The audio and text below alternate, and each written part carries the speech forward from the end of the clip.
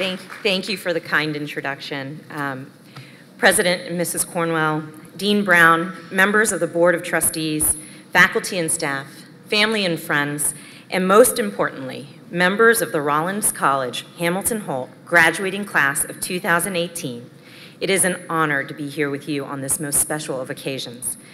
To reintroduce myself, my name is Stephanie Murphy, and since January 2017, I've represented Seminole County and parts of Orange County in the United States House of Representatives, one of our nation's least popular institutions. Yes, yes, please hold your applause. Before my election to Congress, I was an instructor in the Rollins College Department of Business and taught several cross-listed evening classes in the Holt School. According to one student review of my teaching performance, enshrined for eternity on ratemyprofessors.com, she takes off points for not attending class. She's nice and smart, though, and tries to help the student understand how finance works.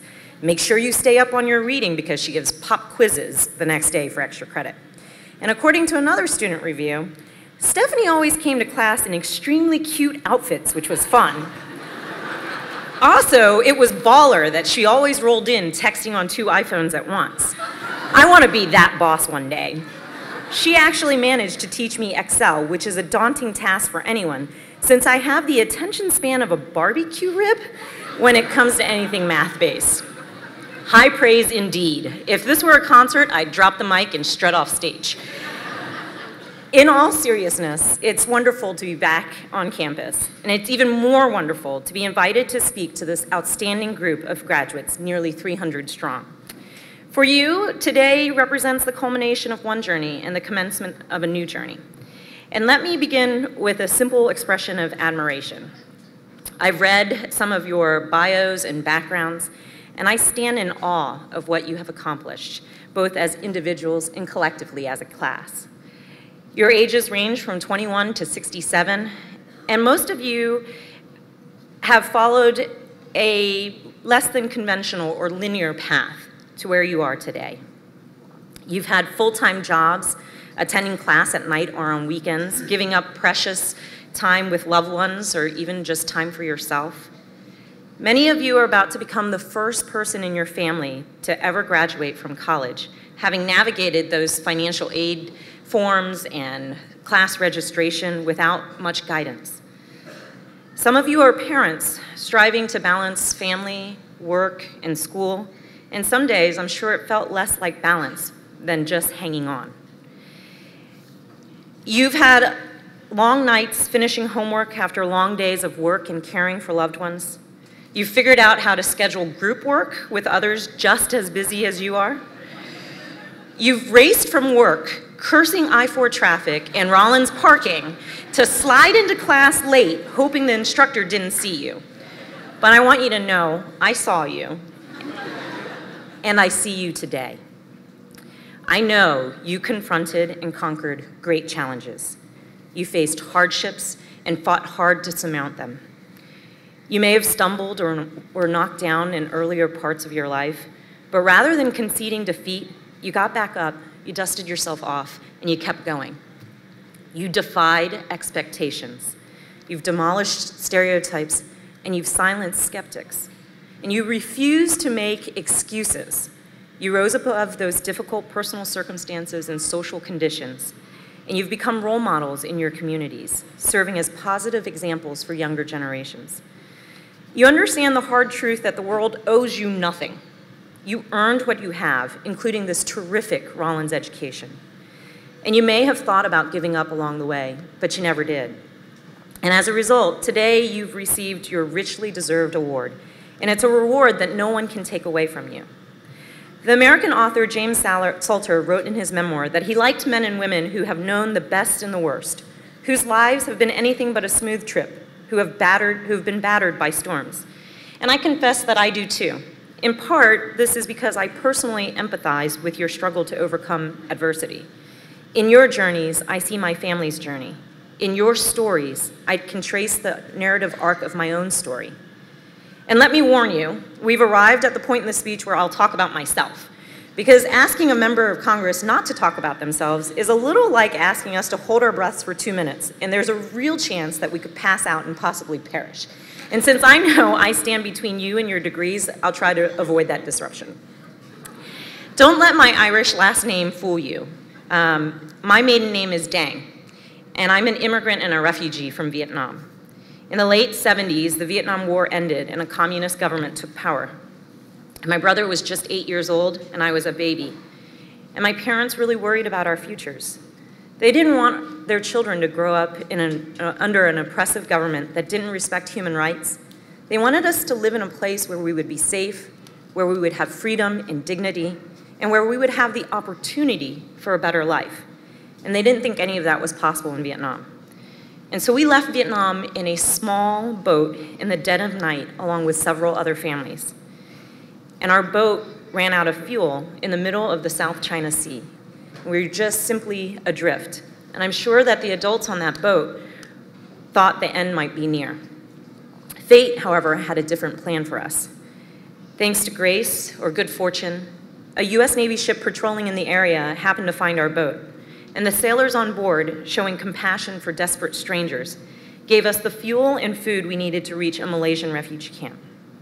And this was my introduction to America's uniquely wonderful combination of power and generosity. It's also the moment that made the rest of my life possible. After several months at a refugee camp, a Lutheran church sponsored my family's passage to the United States, where we settled in Virginia and became proud American citizens. Although my parents, my brother, and I were eternally grateful to be living in this country, our life here was far from easy, especially for my parents. My dad used to say that he arrived in America with nothing but his two bare hands. And we had very little money, and my parents didn't speak English, and they worked long hours at physically demanding jobs, day and night, in order just to make ends meet and to provide a better life for my brother and I. And because of my parents' selfless sacrifice, along with the work ethic that I had inherited from them, I was able to attend a good college and graduate school, and to get gratifying jobs in the private sector, to work for the Department of Defense after 9/11, and to teach here at Rollins, and to become the first Vietnamese American woman to serve in Congress. At every stage in my life, especially when I ran for elected office, there were people who doubted me because of my background, my race, or my gender, all things I couldn't change about myself. I'm sure you know exactly how it might feel to be underestimated like this. And I confess that on occasion, those doubts expressed by others caused me to question my abilities, to lose confidence, and to feel insecure. At the same time, at every stage of my life, there were family members and friends who loved me, who lifted me up when my spirits were down, who fought for me, who fortified me, and who never, ever let me quit. If I've amounted to anything, it is because of them. I know each of you has people in your life like this, and they're sitting here with us today, and I bet many of them are beaming with pride and trying their best not to cry. Let me put it plainly. Our stories may differ in their specific details, but the broad outlines are the same. They are tales of tenacity, of journeys both physical and emotional, of taking the non-traditional path, of perseverance and persistence, of confronting challenges, of fighting ferociously, and of working hard to better yourself. And just as I see something of myself in each of you, I hope you see something of yourself in me. We all get this amazing opportunity to live in a land where we're free, where we have human dignity, and with hard work, there are no bounds for what you can achieve. Let me close by saying a few words to guide you as you complete this voyage and prepare to set sail again. And I do it with modesty for a couple of reasons. For starters, I appreciate that it's far easier to dispense advice than actually to follow it. And in addition, I recognize that for the most part, you're not graduates in your early 20s, leaving behind the comfortable confines of college and venturing out into the so-called real world for the first time. Most of you have inhabited the real world for quite a while now. You know that it can fill your heart with joy, but you also know it has the potential to break your heart, and you have no illusions about it. With those caveats, I offer this counsel. And perhaps every generation has felt the same way, But there's something intensely unsettling about the current climate in our country, and indeed around the world. Feels like we're living in a period of profound complexity, confusion, and change. And as a result, it's easy for even the most poised among us to feel a bit unmoored, like a small ship in stormy seas. And amid such turbulence, it's only natural for you to seek out ways to help you maintain your equilibrium and to keep you on a true course towards your next destination. And my advice is this: as you confront these external challenges, look inward. Find stability and strength in your internal values and qualities. The good news is that the values and qualities that will matter the most going forward are the very same character traits that you have already displayed in going back to college, successfully completing your coursework, and graduating today. So first, I hope you have the courage to try, the courage to act, and yes, the courage to fail.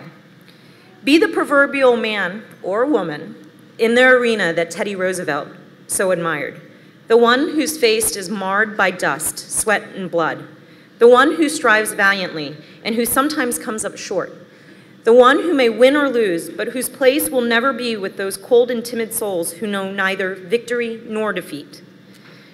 Second, be determined and diligent. Recognize the possibility that others may have greater natural abilities or natural advantages than you.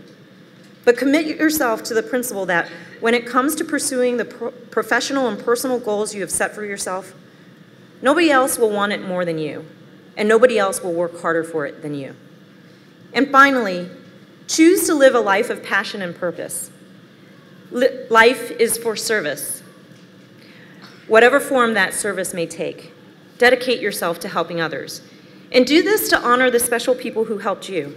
And do it because, as my own life has taught me, and as your own lives have likely taught you, serving others is the single best way to find personal happiness and fulfillment.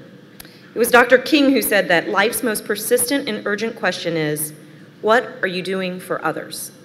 If you can answer that question to your own satisfaction, you are leading a good life in the most meaningful sense of the term.